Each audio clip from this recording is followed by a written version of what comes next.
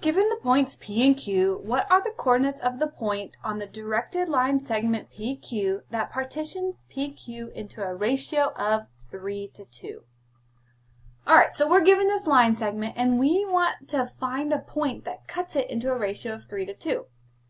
Now, like I do on every problem, I'm going to click on the icon for the geometry formula sheet and I'm going to see if anything looks like it would match that or help me with that. Why is this not pasting? Oh, there we go. Okay.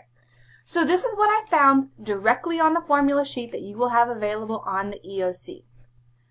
So this says coordinates which partition a directed line segment AB at a ratio of little a, little b from points A to B.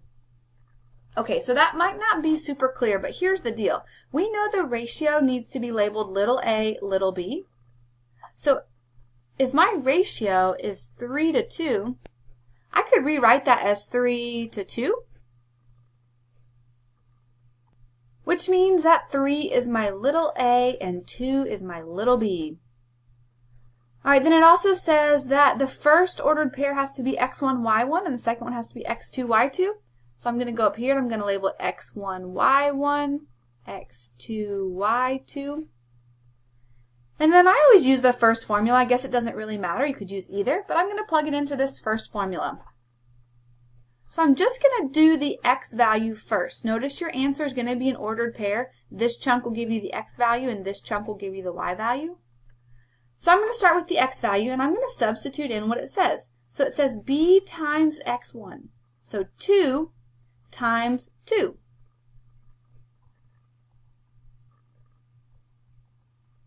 Plus, and then it says a times x2. My a is 3, and my x2 is -9. I'm actually going to use parentheses instead of dots. You can use either when you're multiplying, but I'm just going to use parentheses. All over little b plus little a, so 2 plus 3.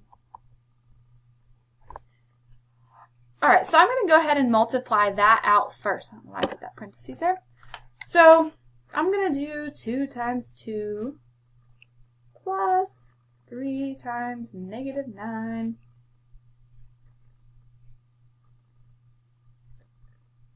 All divided by 5.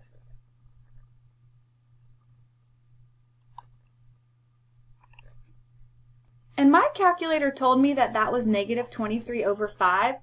But if your calculator gives it to you as a decimal, as -4.6, then you just need to go up here and you need to divide each of these to see which one also equals -4.6. So it just so happens that the only one that has the x value correct is the first one. So I actually don't even need to go back and do the y value. If you see shortcuts like that on the EOC, please take them. But just for good measure, since this is a learning opportunity, I'm going to show you how I would plug it in. So b times y1 would be 2 times -1.